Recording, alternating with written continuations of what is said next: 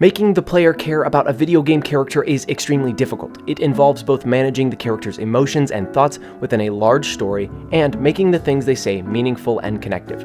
This is especially difficult due to the typical scope of a game being so large. When displaying a character in a game, I believe that there is one key thing that can make any role relate to the player. That key is perspective. And by perspective, I do not mean that you see things through their eyes. I mean that you see the character in different perspectives. You see them as more than a superhuman soldier who kills aliens, or a tough griff cowboy with a strict set of codes. For instance, in Call of Duty Modern Warfare 2019, I was able to fully understand the intensity of the situation because the game would show me the moments of importance that created the stakes that the last act plays out in. But I never felt emotionally connected to any of these characters because I saw such short snippets of their lives, and the portions that I did see were all based around the same perspective. They were all in battle or preparing for battle, and they were mad because the bad guy attacked their thing. And while, yes, that is war and it sets a good scene, I'm not able to care much about these characters because I only know them for one thing. They are flat.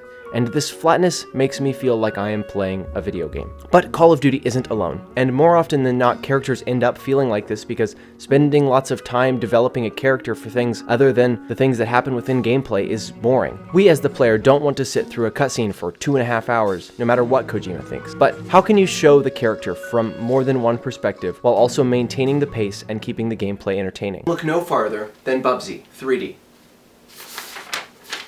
God of War 2017. Kratos, the God of War, had always been one thing to gamers. He was the epitome of a flat character, as he was always consumed with revenge through violence and paid fully in the blood of the gods.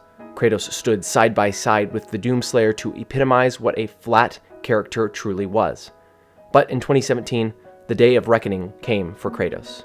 I guess it was more like a year of reckoning. Anyways, in 2017, we finally saw Kratos from a different perspective. We saw him mourning his wife, and we saw him on a journey to deliver her ashes to her final resting place. Kratos was filled with grief rather than anger.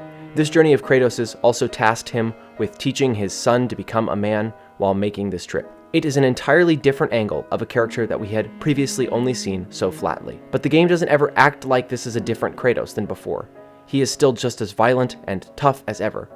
But the game allows you to see all of Kratos, rather than just the parts that make him cool. While the talks in the rowboat with Atreus might not have been as gore gratifying as slaying the gods, it was a very integral part to the game, and it made you care much more about the success of the journey. During the trip, you find an understanding of Kratos and Atreus' relationship.